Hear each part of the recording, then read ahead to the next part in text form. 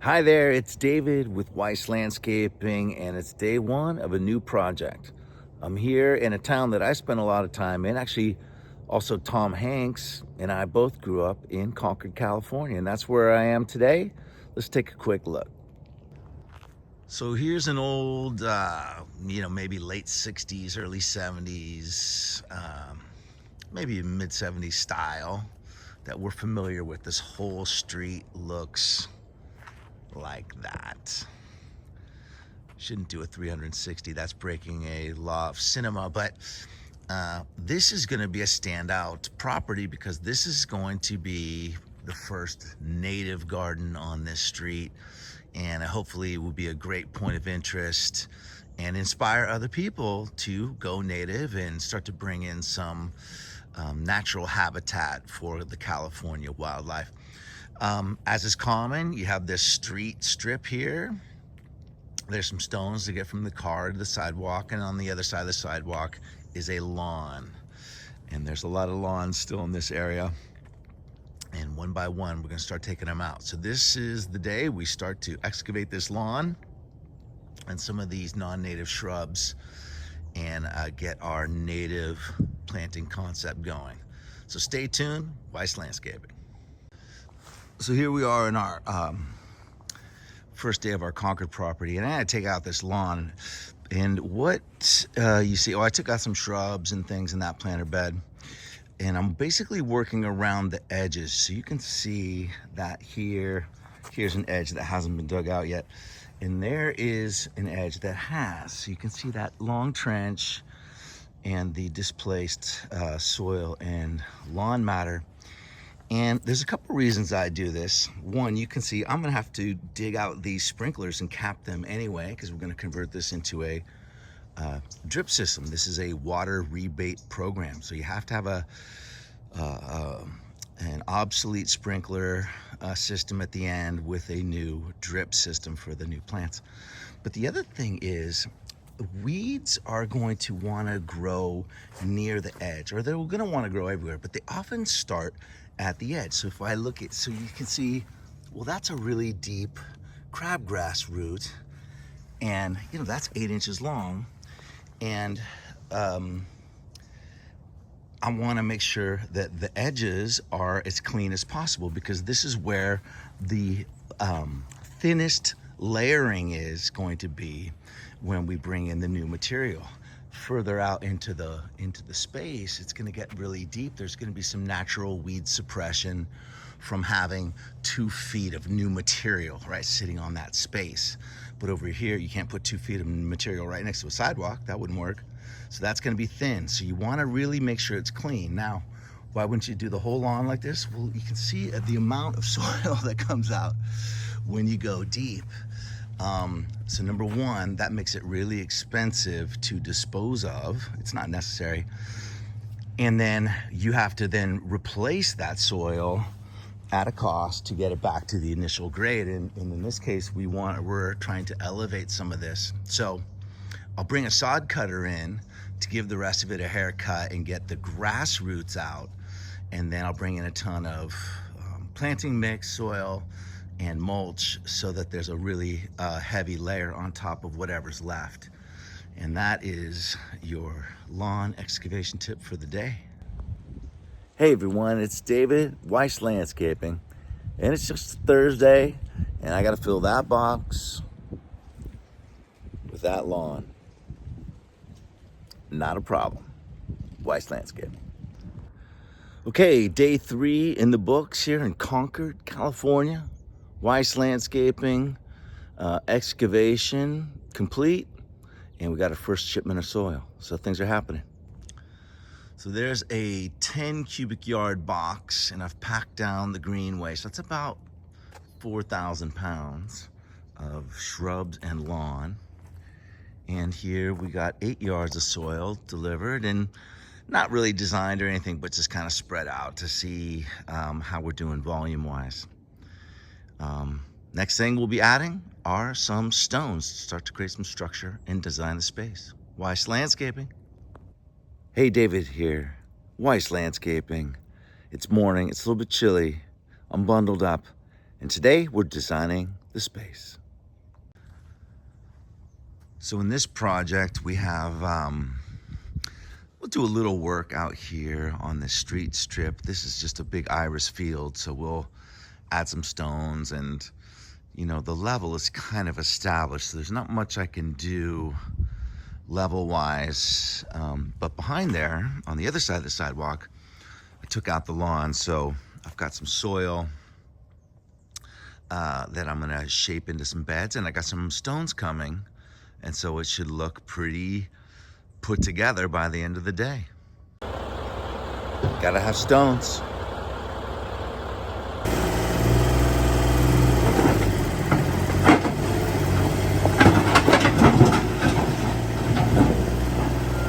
That's how it goes.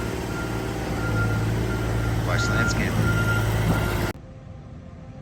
Okay, day 3 on the job, space design. Let's take a look. I kind of jig-jagged that path a little bit. It used to be really straight. I'm gonna keep working it so it just kind of bends to the contour of that bed, and that's something we did today with the stones and the soil. These are a little extra. These are gonna go around some plants, so they're just kind of in a staging area. But here's our featured area, and maybe I'll find the sketch for you guys. So there's gonna be a manzanita that goes up there, and that's gonna be a featured shrub. And then that bed continues in a way to support some carpenteria and verbena, just to kind of dress up the front of this house. And if I bend over this way, this client wanted a little maintenance path. This is what we call an implied path. As it is right now in the scope of work, this is just meant to be unplanted and walkable, so you can get to this side of the garden and that side of the garden for maintenance or enjoyment. Cup of coffee in the morning, take a stroll. Now we do have a downspout, and everybody that knows my work knows I can't resist a downspout. It's always a good excuse to do like a little aquatic vein. So I've got like a washout area here. So this probably looks just like a random group of stones, but it's not. That's once there's some river rock in there, that's gonna look like a great little aquatic basin. We'll put some juncus in there and get that dressed up, and then run some river stones back to that downspout. And over here, not much going on, but there'll be some elevation. I don't know, I'm trying to find a good angle so you can see what's happening here. So anyhow, this is what we have. You know, the path, this implied path is pretty good. I can see myself already putting the garden around that and it looking really, really great. I've left 2 oaks. Here's one. And I just thought it would look nice growing next to our little downspout water vein there. And that's it. So design the space. Got to get some plants in here. Weise Landscaping. Okay, David Weise here. It's Weise Landscaping, Concord, California, and the first day of bringing in plants. Let's take a look. What I tend to do is start with some of the bigger plants that I know I'm gonna need to get situated in a space, and then flush out the concept around them. So here I've got some America Californica wax myrtle, a type of silk tassel that I'm gonna repeat with a different type later. There's gonna be a featured plant. So up on that mound there, surrounded by the stones, is a manzanita, Dr. Hurd. I got a little deer grass behind it. And then over here, I also wanted to get started with this sort of aquatic section. So as we get our river stones in here, I wanted to see how much more, if any, I need grasses. So in here I have juncus, I've got Festuca californica, I've got some carex in here, I've got some fescue here. And so it's a combination of these 4. And I don't think I'll add any new other varieties, but I may add some more of these. Once I get the stones in there, I'll know. There's our other silk tassel. And behind that, we have a nice big Ray Hartman. So I wanted to get that there, and then understand, I've got some monkey flower and some lepichinia that's gonna go in that bed. And so now I can understand how much of that I need and the sizes and the spacing. Another deer grass out here in front. And then I took out 2 shrubs near the door. And so now I have a holly leaf, cherry A prunus illicifolium, and then a coffee berry there to help replace the screening and the just the entry design that was there before. It was non-native, so we took it out. So more to do tomorrow. Stay tuned. Hey, it's David, Weise Landscaping on the project. It's Concord, California. And no big deal, but adding some stones to the little dry creek vein, and I thought maybe you'd want to see. So yeah, just getting into it. There's some darker stones that the client had on hand, and I brought in some lighter river rock. There's going to be there's another little stepping stone that's going to go on the other side of this overpass, this little creek crossing, and then we'll build some more stones up. By the way, you can see this little oak. Decided just to leave that. I think that's going to look really cool when that grows.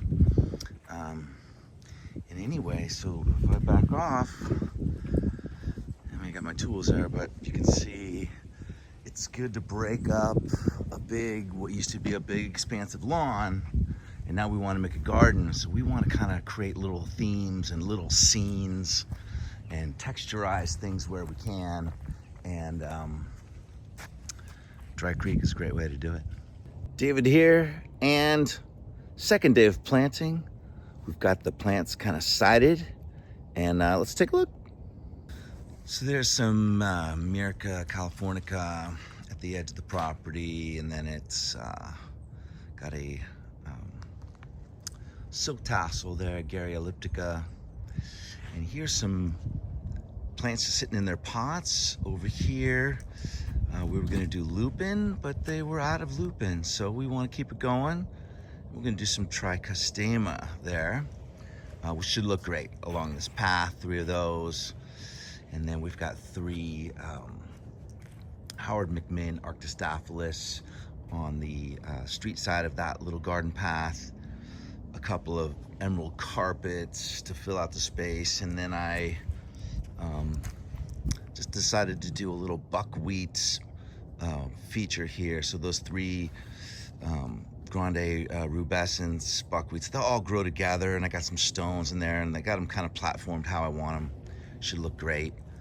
And then once we get past the Arctostaphylos and the buckwheat, we've got a couple Ceanothus Yankee Point that are gonna expand and start to interact with this dry creek where we have I'm adding a couple of grasses, another carex, another blue fescue here, and then some salvia bees bliss. And that'll just all grow, and this will just become a big bees bliss full of bees here.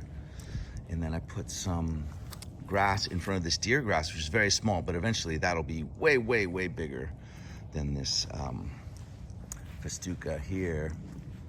And for monkey flowers, different colors, and a lepichinia fragrans I added on either side of this Ceanothus.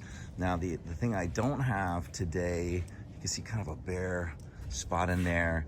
That's going to be Phyla nodiflora. It's a Lippia. It's a spreading ground cover. So it's going to be a big green mat with these little flowers and a lot of pollinators coming for that. And that Lippia, that Phyla nodiflora, also going to go in front of these California wax myrtles here. So that we have all these really great green patches on either side of the property, and then all of our texturizing shrubs and so forth towards the center. Should look great. Weise Landscaping.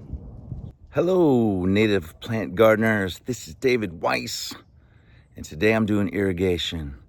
Let's take a look at the first phase. So, yeah, we're on the home stretch now of this garden, and you can see I got some tubing going across here. I got some tubing going there and everywhere, and it's not earth-shattering. It's just tubing laying here. This will be where I'll connect to their main irrigation valve that used to be a sprinkler. But I guess one thing I'll just mention as I'm in process here is you can see some of it is kind of a little bit loose and bunched up. Let me, if you can see that shot. And the reason why is because there's a lot of points along the line. You can choose to dig the whole thing in, but where it goes underneath the pass, you're gonna need some extra tubing because you're gonna wanna dig that down. You may even wanna put it in a sleeve, depending on the type of traffic that it's gonna incur. I might put it in a PVC sleeve, or I might just put it 8 inches below the surface and it should be fine if it's light traffic. Same thing here, you see, well, that tube's sitting up here, that doesn't look good, but I need that slack because I gotta dig it down so it will go underneath this dry creek. So make sure that when you lay out your grid that you leave some room to manipulate some of the tubes down. Now you can bury the whole thing. There's some pluses and minuses to that, but let me just say that I will bury some of this, and I'm gonna do it now before I put the emitters in because I want this source tubing to then not move, because then that's gonna compromise my emitter placement later. So at this point, you wanna get all your trenching done and you wanna get the tube position finalized before you start to punch in and do your emitters. Have fun, Weise Landscaping. Hey everyone, that sound, that's the sound of a mulch truck, mulch delivery truck. And that means, this is what I'm doing today. Weise Landscaping. Hello, David here, Weise Landscaping, and here is mulch and your implied path. Let's discuss. Okay, here I got a type of path that is stepping stone path, right? Very common. In between these stones, maybe on a previous video you saw, man, I can move up a little bit. There's some gravel and there's some DG mix that I use just to kind of get rid of the void between the stones, just kind of smooth it out a little bit. Now, there's also now mulch on top of that. And that's just to tie it in. But over here, we have what's called an implied path. And I'm doing air quotes, implied path. What does it mean? Well, it just basically means a section of your garden that you're not going to plant in so that you can move through without trampling any plants. Now, this implied path, air quotes, is pretty distinct because I kind of notched it down, made it look kind of worn, as if over time and walking, it's worn down a bit. I like that look. But here's what we're talking about. We're talking about mulch. So in my mulch delivery there, I got 4 yards of small mulch and I got 3 yards of mini mulch. So 1 yard I'm gonna use on this implied path. And the reason is it packs down really, really well, and it's really pleasant to walk on. It's really quite lovely, it feels good. So we're using purely just mini bark on the pass. And the other mini bark that's left over will be incorporated into the larger mulch to create better moisture retention, more weed abatement, and so on. And here's what I mean when I use those terms. There's a pile of mini bark, that's small bark, and then it goes medium, large. I tend to not use those too much. They kind of look a little bit municipal. And on the left is mini bark compared to quarter. And on the right is small bark. And yeah, so I'm gonna go ahead and mix that up and put it around the plants. But as far as the pathway goes, I really like that mini bark. Weise Landscaping. Okay, David here, Weise Landscaping, and how to level up your implied path. We're still on mulch, let's talk about it. Okay, so we discussed the mini mulch versus the small mulch, and here's Here's my little pro tip. So I have the mini mulch down. I think we've already seen a video of that. Now my next thing is that I get the small bark right next to it. So you can see there's contrast. And I'll sort of widen out a little bit.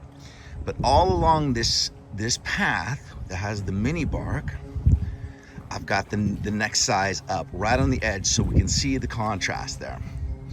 Now, maybe right now as we're looking at it, where that looks a little gimmicky, but trust me, over time, this mini bark that's in the where the footfall goes, gives the impression of usage, and that bark has been crushed by all the amazing traffic, people coming into your garden to get inspiration from your beauty that you've brought to the neighborhood.